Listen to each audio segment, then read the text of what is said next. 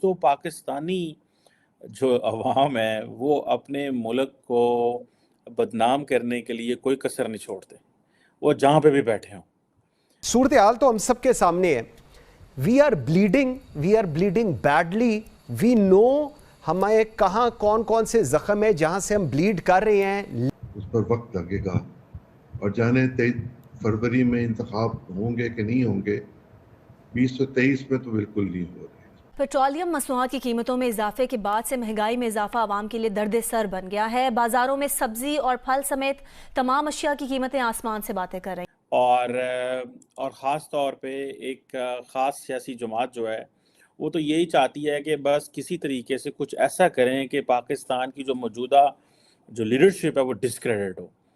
پاکستان کے آلریڈی بڑے مشکل حالات ہیں، ہم بڑی مشکل زندگی گزار رہے ہیں، غریب ملک ہے پاکستان۔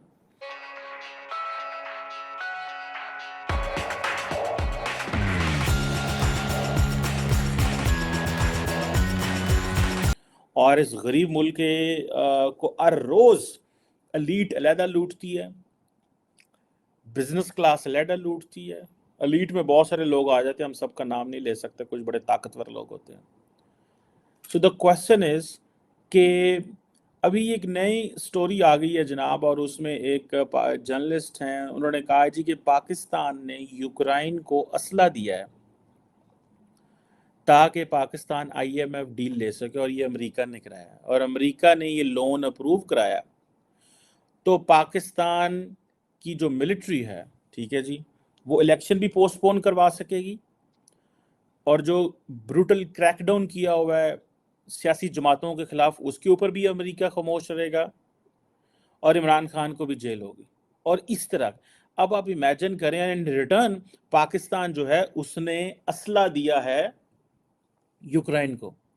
پہلی بات تو یہ ہے، اس میں اگر آپ دیکھیں اس میں بہت ساری چیزیں ہیں کہ جو سینٹرل آرگومنٹ بنتا ہے کہ پاکستان اور امریکہ اس وقت ایک سوچ رکھتے ہیں فار یوکرائن، کیونکہ پچھلی جو لیڈرشپ تھی، عمران خان صاحب جو تھے وہ کہتے تھے کہ ہم اس جنگ میں نیوٹرل ہیں۔ پھر کیا ہوا کہ ایک دن پہلے جب عمران خان کے خلاف نو کانفیڈنس موشن آیا تو جنرل باجوہ نے ایک نیشنل سیکیورٹی کی ایک کانفرنس تھی، اور اس میں کہا کہ ہم رشیا کی جو ایگریشن ہے اس کو کنڈیم کرتے ہیں۔ اب ہوا یوں کہ جو عمران خان صاحب کی جماعت ہے وہ یہ سمجھتی ہے کہ کیونکہ اس وقت حالات اس طرح کے ہیں کہ پاکستان کے اندر ان کی پارٹی کو سائیڈ لائن کر دیا گیا ہے، سو دس از ویری امپورٹنٹ کہ ہم یہ اسٹیبلش کریں کہ فوج یہ سارا کچھ کھیل کھیل رہی ہے۔ بھئی پاکستان کی جو ملٹری اسٹیبلشمنٹ ہے اس کا پالیٹکس سے بڑا گہرا تعلق، وہ آپ تعلق نکال نہیں سکتے، یہ ہسٹری ہے، اور اس ہسٹری کو ایک دن میں آپ انڈو نہیں کر سکتے۔ اس ہسٹری کو، اس سب کو بڑے طریقے کے ساتھ پولیٹیکل فورسز پارلیمنٹ کے اندر رہ کے with a consensus step by step, with good governance, with delivery, with setting high standards of democratic credentials, تب جا کے یہ کر سکتے ہیں۔ وہ کوئی اوور نائٹ جا کے وہ نہیں کر سکتے کہ جی ہم قانون میں لکھی ہوئی چیزیں نہیں، ایسے نہیں ہوتا۔ خیر اینی ہو، اب یہ جو آرٹیکل آتا ہے، اس آرٹیکل میں جیسے میں نے شروع میں کہا جی کہ انہوں نے یو ایس نے ایک ڈیل بروکر کرائی ہے پاکستانی ملٹری جو ہے کہ ہم پاکستان یوکرین کو اسلحہ دے گا۔ اچھا، یہ جو خبریں ہیں یہ آج سے کچھ عرصہ پہلے میں انڈین میڈیا میں بھی دیکھتا تھا۔ مجھے ایک دو دفعہ مجھے چانس ملا انڈین میڈیا پہ جانے کا، ایک چینل پہ جہاں پہ یہ ڈیل ڈسکشن ہوئی کہ پاکستان یوکرین کو اسلحہ بیچ رہا ہے۔ ایک بات، وہاں پہ ایک یوکرائن کے ممبر پارلیمنٹ بھی آئے ہوتے اسی شو کے اندر، اور انہوں نے وہاں پہ یہ کہا کہ انہوں نے کہا نہیں، ہم پاکستان سے کوئی اسلحہ نہیں لے رہے۔ دوسرا، ظاہری بات ہے میرے پاس بھی کوئی خبر نہیں تھی، اور نہ ہی پاکستان کی سرکار نے، اور نہ ہی ہمیں کسی چیز اس چیز کا پتہ تھا یہاں پہ۔ اگر ایک بات ہے، ایک کوشچن ہے، اگر پاکستان اسلحہ بیچ بھی رہا ہے تو اس میں کون سی ٹینشن والی بات ہے؟ لیکن اس کو لنک کر دینا، دیکھیں پاکستان اور امریکہ کے 50,000 اور قسم کے مسئلے ہیں، ٹھیک ہے، پاکستان اور امریکہ کی 50,000 اور قسم کی انگیجمنٹس ہیں، اور یہ بڑا یہ جو نارمل یہ جو ریلیشن شپ ہے یہ صرف اور صرف سیکیورٹی پہ ڈیپینڈنٹ نہیں ہے۔ Security is the most important component, لیکن یہ صرف اور صرف سیکیورٹی پہ ڈیپینڈنٹ نہیں ہے. پاکستان کی 10-12 ارب ڈالر کی ایکسپورٹ ہے مطلب امریکہ کو. ہمارا ایک پرانا ایک انگیجمنٹ ہے امریکہ کے ساتھ. وہ علیحدہ بات ہے کہ ہم اپنی جو ضروریات ہیں اس کو مینٹین نہیں کر پاتے. بہت واضح بات ہے. ایسا کیوں کیا گیا؟ اگر ہم اس کو دیکھ لیں تو کچھ چیزیں اور سمجھ آ جائیں گی اور پھر ہم ان پہ بات کریں. جی. کوئی پولیٹیکل پارٹی اکیلی تو تھی نہیں اس وقت جو حکومت میں ہوتی، اور دوسری پولیٹیکل پارٹی جو باہر ہے وہ ان پولیٹیکل پارٹی سے ووٹ کے حوالے سے بہتر پوزیشن کی مالک ہے اس وقت. ان کو بھی اندازہ تھا اس بات کا، اور یہ تمام کے تمام اس بات کی ذمہ داری نہیں لینا چاہتے تھے کہ مہنگائی ہونی ہے. یہ IMF کے ساتھ معاہدہ تو اسحاق ڈار صاحب نے کیا تھا. جس طرح وہ پچھلے معاہدوں کی بات کرتے تھے اس معاہدے کی بات بھی کر لیں، اور انہوں نے تو یہ کہا تھا کہ میں نے ویب سائٹ پہ ڈال لیا، دیکھ لیں، نظر نہیں آتا کہیں دیکھنے کو.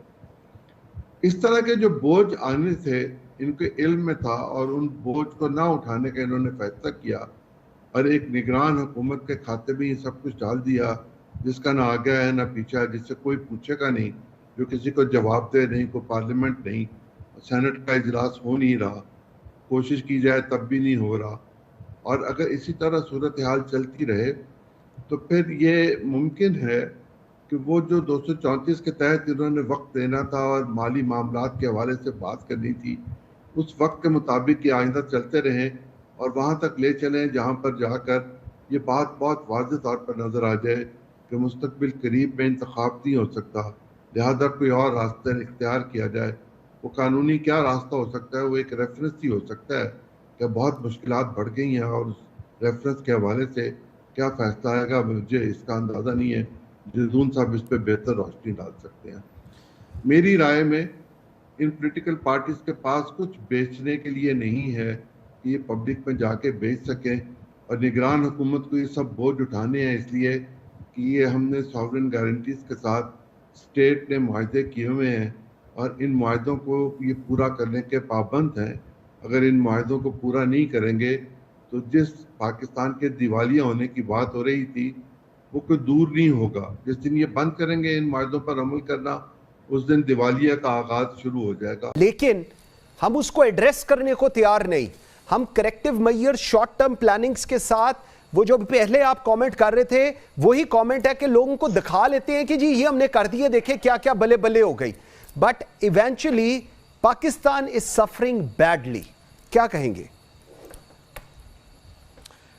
دیکھیں منصور، آپ ایک سسٹم کو چلنے دیتے ہیں، وہ سسٹم آہستہ آہستہ فلٹر ہوتا ہے، اس سسٹم میں کچرا، گندگی، کنٹامینیشن باہر نکلتی ہے. جب جسے کہتے ہیں چلتا ہوا پانی جو ہے وہ جیسے جیسے بہتا ہے وہ صاف ہوتا ہے، اگر پانی بھی ٹھہر جائے تو وہ بدبو چھوڑ دیتا ہے. تو آپ ایک سسٹم کو چلنے نہیں دے رہے اس ملک میں. آپ طے کر لیں کہ آپ نے اس ملک میں کوئی چائنا کی CPC کی طرح کی کوئی کمیونسٹ پارٹی لے کر آنی ہے، ون مین رول لانا ہے تو بھی ٹھیک ہے، ہم آپ کے سامنے جھک جاتے ہیں. آپ طے کر لیں کہ آپ نے اس ملک میں کوئی شیخڈم لے کر آنی ہے تو بھی ٹھیک ہے، جس طرح مڈل ایسٹ میں ہے، کوئی محمد بن سلمان بٹھا دیں، کوئی محمد بن زید بٹھا دیں، کوئی اور فلانا بن زید بٹھا دیں تو بھی ٹھیک ہے، ہم آپ کے سامنے سر جھکا دیتے ہیں. آپ طے کر لیں آپ نے اس ملک میں کوئی فیفڈم لے کر آنی ہے تو بھی ٹھیک ہے. آپ نے اس ملک میں کوئی اتھارٹیرین نظام، خیر وہ تو ہے، ہم نے وہ تو متعارف کروا دی ہے اتھارٹیرین نظام، لیکن کوئی اور اس سے بھی بدترین کوئی شکل لانی ہے، کوئی ٹوٹلیٹیرین فلانا، جتنے بھی نظام ہیں آپ میں سے کوئی طے کر لیں کہ لانا کیا ہے، پھر اس کو 30-40 سال چلائیں آپ. اچھا، قوم تو پہلے ہی ماشاءاللہ کہتی ہے کہ ہمیں جوتے مارنے والے بڑھا دیں، جوتے مارنے سے ہمیں اعتراض نہیں ہے. صحیح، ہم نے مارنے مارے، بسم اللہ، ہم حاضر ہیں، مارنے والے بڑھا دیں.